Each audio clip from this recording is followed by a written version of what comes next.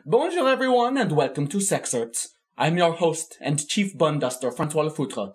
Today, I will be reading a Sexcerpt from the book Captive Prince by C.S. Pacat. Am I here to wait on the modesty of a servant?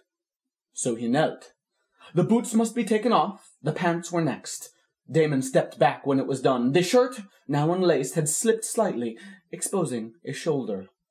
Laurent reached behind himself and drew it off. He was wearing nothing else. Damon's flinty dislike of Laurent forestalled his usual reaction to a well-shaped body. If not for that, he might have experienced a moment of difficulty.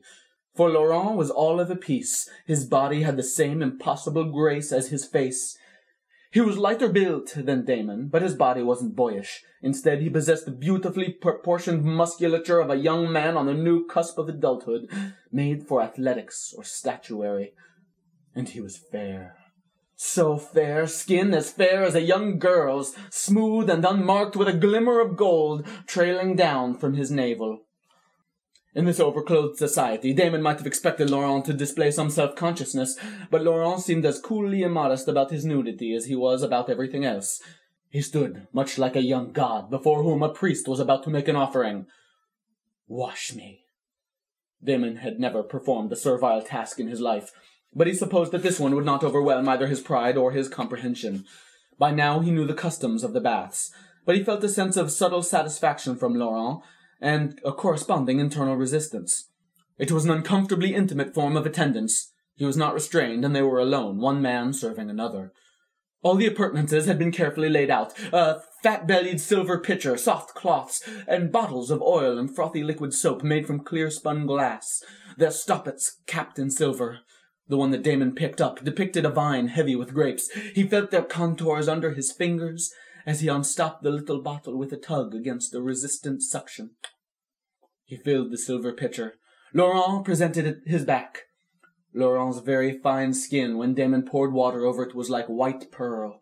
His body under the slick soap was nowhere soft or yielding, but taut, like an elegantly sprung bow. Damon supposed that Laurent partook of those refined sports that courtiers sometimes indulged in, and which the other participants would allow him, being their prince, to win. He continued from shoulders to lower back. The spill of water wet his own chest and thighs, where it ran in rivulets, leaving behind suspended droplets that glimmered and threatened at any moment to trail suddenly downwards. The water was hot when it pulsed up from the ground, and hot when he poured it from the silver pitcher. The air was hot. He was conscious of it. He was conscious of the rise and fall of his chest, of his breathing, of more than that. He remembered that in Achilles he had been washed by a slave with yellow hair. Her coloring had matched Laurent's so closely that they might have been twinned. She had been far less disagreeable.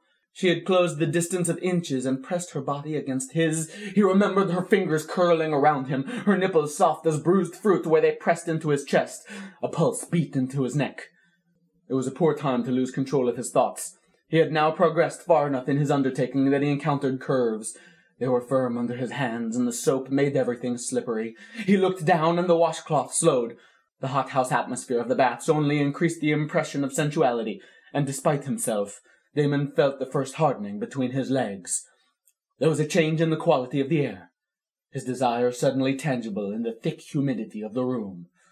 "Don't be presumptuous," said Laurent coldly. "Too late, sweetheart," said Damon.